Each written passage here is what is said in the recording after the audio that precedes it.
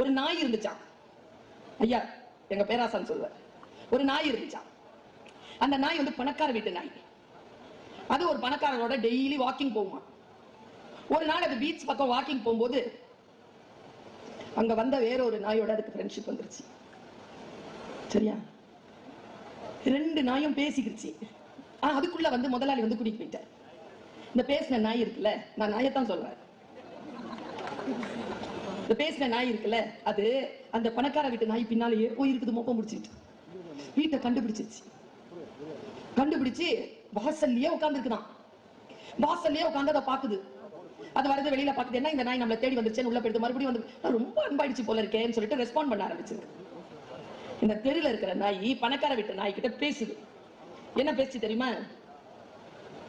வா போலாம், கிளம்பு.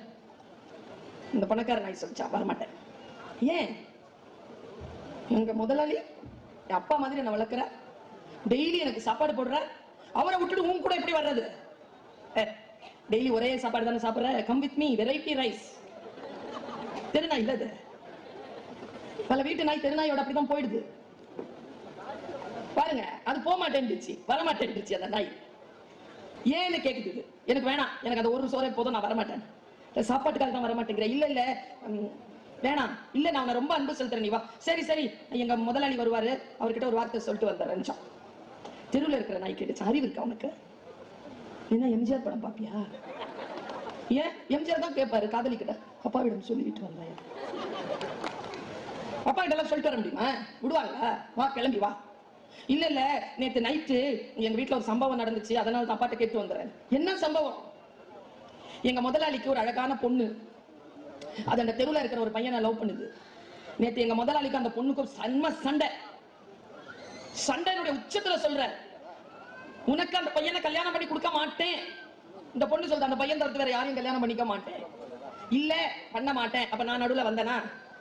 இந்த நாய்க்கு உன்னை கல்யாணம் பண்ணி தருவேனே தவிர உனக்கு அந்த பையனை பண்ணி தர மாட்டேன்னு எங்க முதலாளி சொன்னார். வரட்டும், ஒரு வார்த்தை கேட்டுட்டு வந்துடுறேன். ஆசை இருக்கு, எல்லாருக்கும் தகுதி இருக்கா அப்படின்னு அவர் கேட்பார். நாம் மிகப்பெரிய மனிதர்கள் ஆவதற்கு, மிகப்பெரிய உயரங்களை தொடுவதற்கு ஆசைப்படுகிறோமே, அதற்கான வழி தெரிகிறதா நமக்கு? நான் உங்க எல்லாருக்கிட்டையும் சொல்றேன், எதை வேண்டுமானாலும் குறிவைத்துக் கொள்ளுங்கள். அந்த இலக்கை அடைவதற்கு என்று ஒரு வழி இருக்கிறது. அந்த வழியை கண்டுபிடித்து அந்த வழியில் நடப்பதற்கான தகுதியை வளர்த்துக் கொள்ளுங்கள். உங்களால் அந்த சிகரத்தை தொட்டுவிட முடியும்.